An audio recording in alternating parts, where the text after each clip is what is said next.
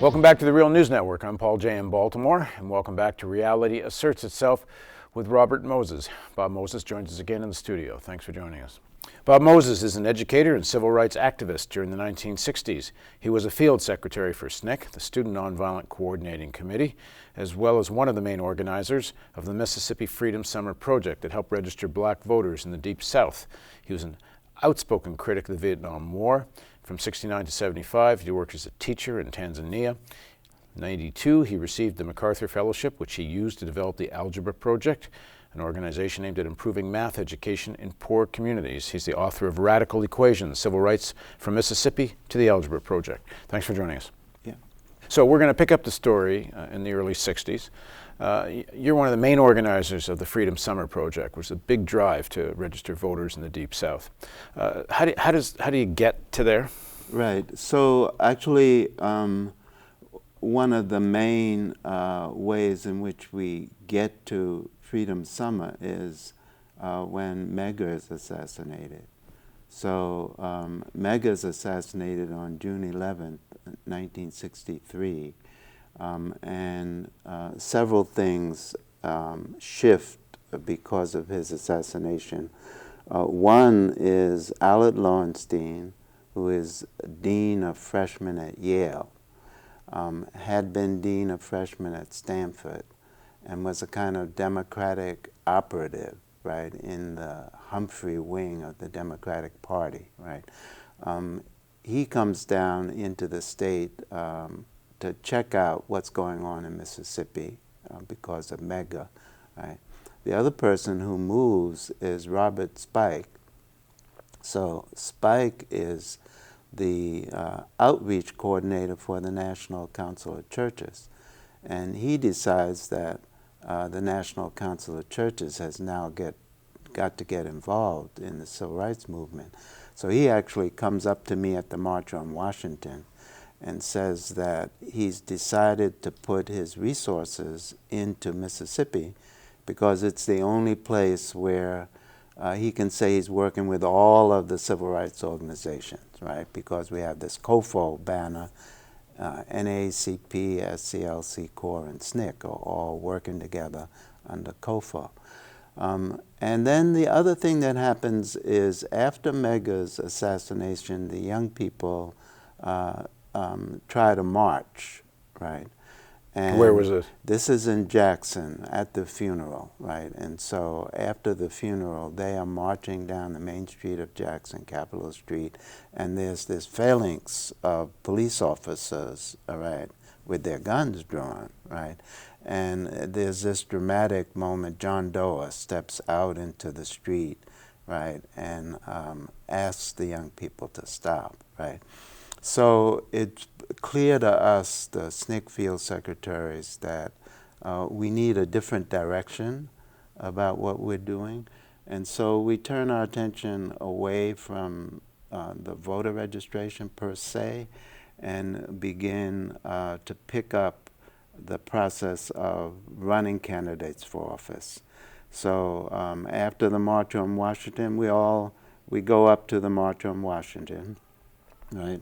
And during the summer, we're having some workshops in the Delta, but we're also getting ready to have candidates run for office. So instead of just registering where people would have to vote for more or less establishment candidates, you start organizing your own candidates. Well, yes. Nobody's getting registered to vote, right? I mean, we're taking people down. Nobody's actually getting registered, right?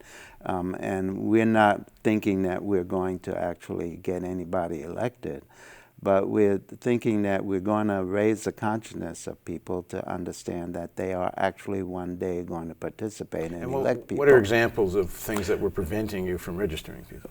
Well, you have to go back to the layers of opposition, because Mississippi is, I mean, one of the things that distinguishes the movement in the Mississippi theater of the civil rights movement is that it's acting against the whole state, and there's statewide organized opposition, right?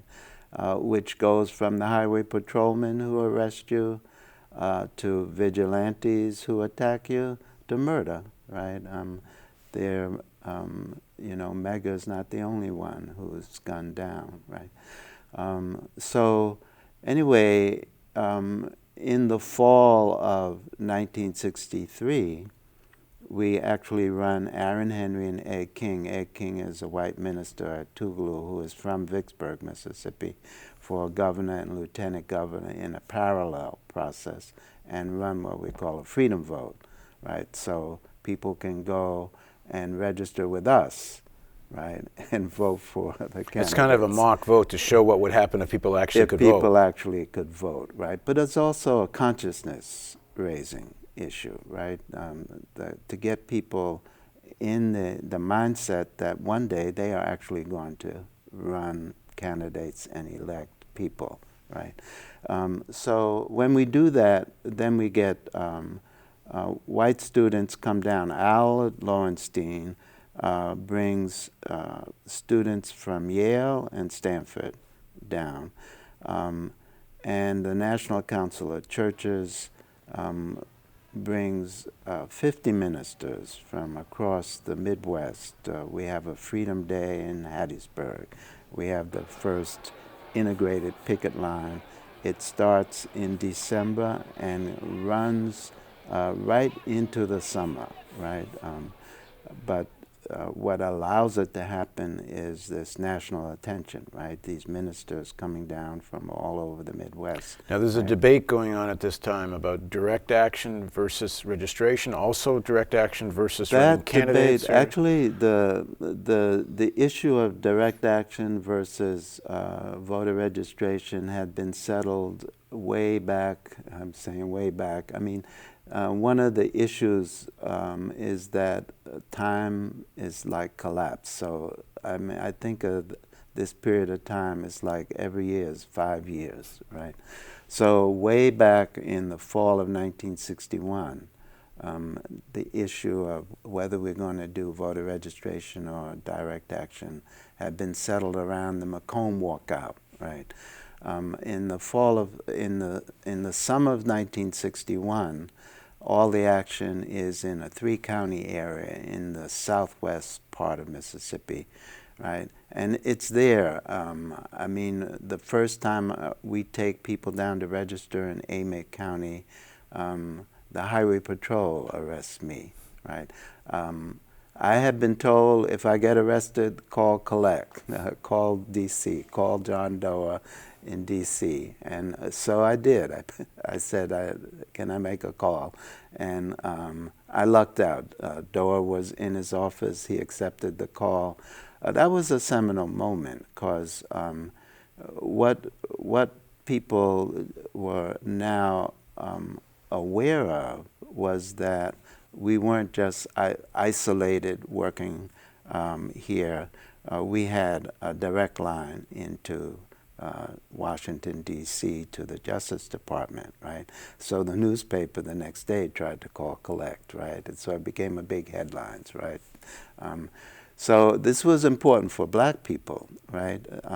That they weren't doing this just out there, right? That there was some hookup now to the federal government on this really isolated work going down, taking people down to register, right?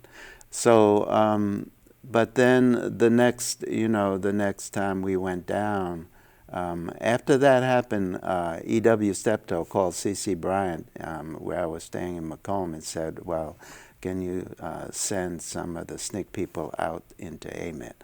And so I went out to Amite and began working there. And the next time we went down, I was beaten, right? So this is you working your way through the levels of opposition. Right? There's been some debate whether the Kennedy administration did what it could have. Some of the history tries to suggest that the Kennedy administration was very active in defending and helping the civil rights movement Well, here's at this the time. thing people need to understand. What actually enabled us to do the work we did was the 1957 Civil Rights Act, Now, there you're dealing with Eisenhower as president and LBJ, who is the Senate Majority Leader from Texas, right? So they get together and pass the first Civil Rights Act since Reconstruction, right?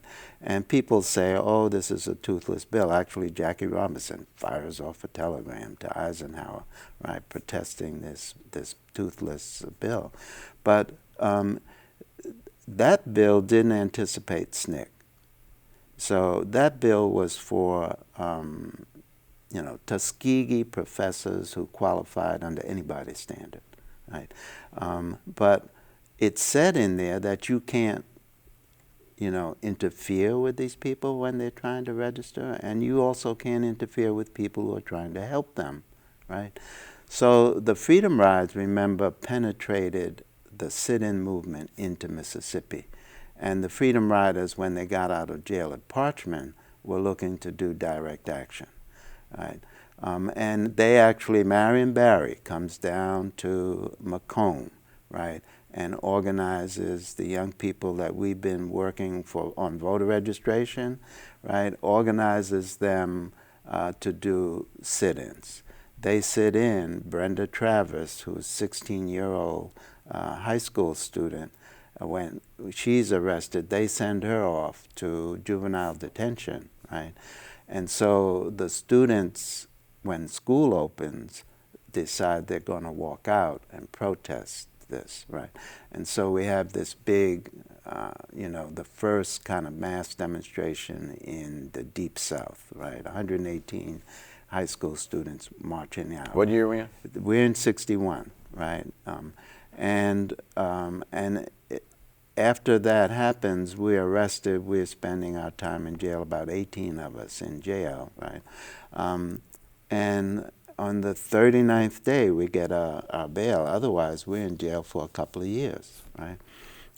So there's no legal recourse. You don't have people who are able to put up their property for bonds, right, to get people out of jail. So at that point, SNCC, I think, the direct action people in SNCC agree that we're not going to be able to do. They were faced with whether they want to do the Nelson Mandela. I mean, if they're going to do direct action, then they've got to do the Mandela. They've got to go to jail for a long time. Stay in jail for a long time, right? So that didn't happen. We're going to continue this discussion with Bob Moses on Reality Asserts Itself on the Real News Network. Please join us.